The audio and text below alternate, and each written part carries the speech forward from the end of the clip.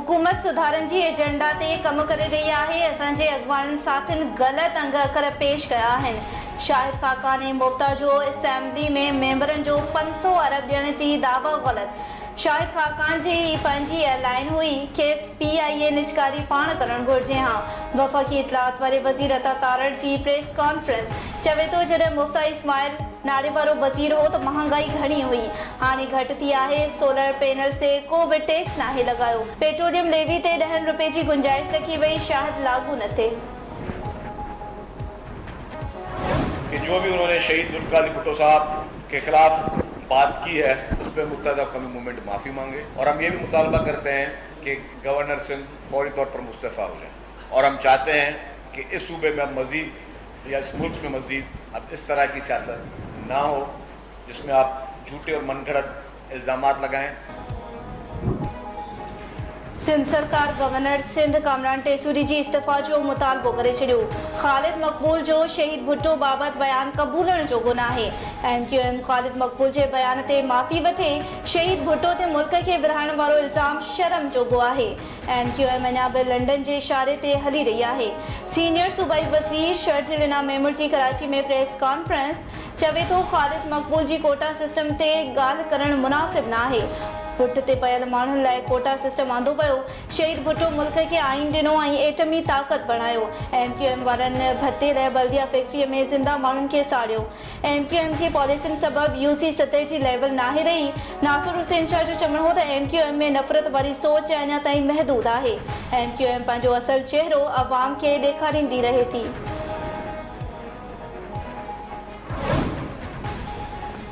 शाहिद खाकान आबासी ऐं मुफ्ता इस्माइल बजट खे मुल्की तारीख़ जी बदतरीन बजट करार ॾेई छॾियो।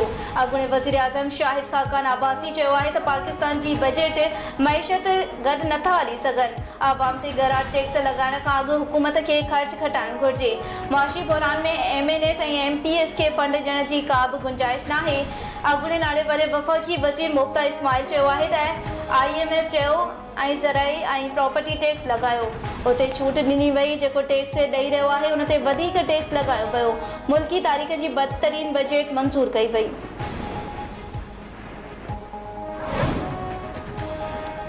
PTI साल जो वक़्तु वठण बावजूदि इंटा पार्टी चूंडूं न कराए सघी। ॿुधणी सुभाणे ताईं मुकमल कंदासीं। चीफ जस्टिस काज़ी फ़ाइज़ी सजा सुप्रीम कोर्ट में सुन्नी इत्तेहाद काउंसिल जे मख़सूस सीटुनि बाबति ॿुधणीअ दौरान रिमार्क्स। टिकट जारी करण वक़्तु तहरीक इंसाफ़ जी का बि कानूनी तंज़ीम न हुई। जमायत इंटा पार्टी चूंडूं दुरुस्त न कराइण जे करे वजूद न रखंदी हुई। केतिरनि ई उम्मीदवारनि पार्टी वाबस्तगी न लिखी, उन करे उहे उम्मीदवार आज़ाद तसवर कया वेंदा। उन मामले ते असां ऐं तव्हां हिकु पिछ ते आहियूं। इलेक्शन कमीशन वकील सिकंदर बशीर महमद जा दलील। पेज फाड़े छॾियो, असांखे हिकु ई पेज ते नाहे रहणो। जस्टिस जमाल मंदोकल जो जवाबु।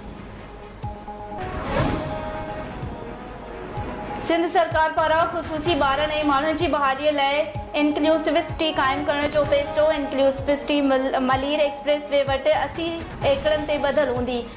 इंक्लूसिव सिटी में मख़सूस माण्हुनि जो स्कूल, बहाली मर्कज़, फ़नी तरबियतगाह CRs क़ाइमु कयो वेंदो। वॾे वज़ीर मुराद अली शाह चयो आहे त इंक्लूसिव सिटी ख़ुसूसी ॿारनि खे समाजी धारे में शामिल करण लाइ अहम क़दम आहे।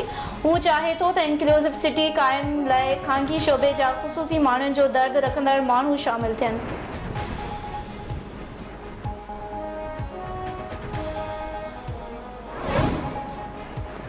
MQM सिंध में बर्तन बाबति सिंध हाई कोर्ट जे फ़ैसिले जी आजिया करे छॾी।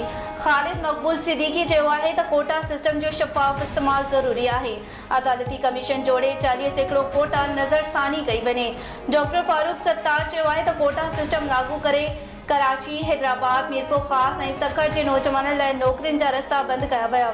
सिंध हाई कोर्ट MQM जे मौक़िफ़ जी ताईद कई। सिंध सरकार पारां अदालती फ़ैसिले ख़िलाफ़ अपील दाख़िल न करण जो फ़ैसिलो।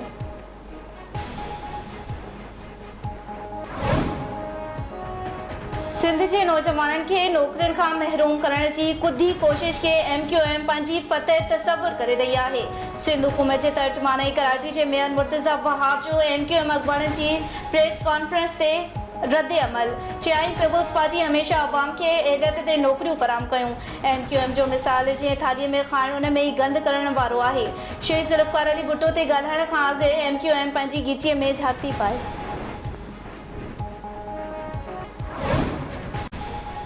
KP जे वॾे वज़ीर अली अमीन गंडापुर ऐं PTI अॻवान आमिर मुग़ल जा ज़मानत न थियण जोगा गिरफ़्तारी वारंट जारी।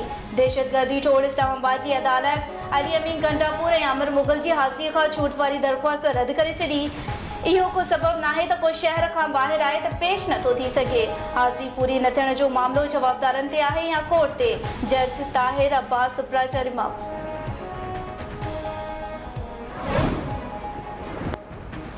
PTI बानी चैरिटी फंड्स के रियल एस्टेट वेंचर्स ॾांहुं मोड़े छॾियो। हाणे हू मनी लॉन्ड्रिंग ऐं गैर मुल्की फंडिंग जे केस खे मुंहुं ॾेई रहियो आहे।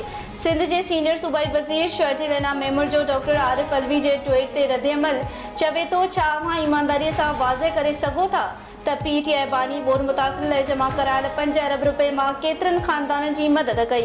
ईअं लॻे थो त समूरा फंड पाकिस्तान जे इदारनि ख़िलाफ़ सोशल मीडिया मुहिम में ख़र्च थी विया, जिन सां ज़रूरतमंदनि जी मदद न पर अफ़रा तफ़री पखेड़ी पई वञे।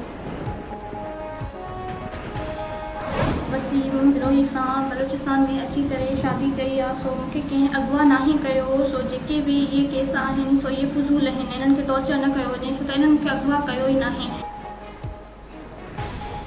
लाड़काणे मां अगवा ॼाणायल 8 जमायत जी शागिर्दियाणी दुआ बिरोही बलूचिस्तान में पसंद जो परणो करे छॾियो।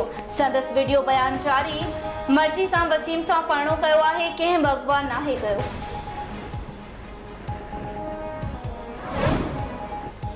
ऐं अवाम पेट्रोलियम शयुनि जे अघनि में वाध खे रद्द करे छॾियो। शहरनि जो चवणु आहे त महांगाई वधी रही आहे। पेट्रोलियम शयुनि जे अघनि में वाध सां महांगाई में वधीक इज़ाफ़ो थी वेंदो। गरीब बवेला मानी खाइण जे लाइ बि परेशान आहिनि। पेट्रोल जे अघनि में वाध वारो सिलसिलो बंदि करे अवाम खे रिलीफ फराहम कयो वञे।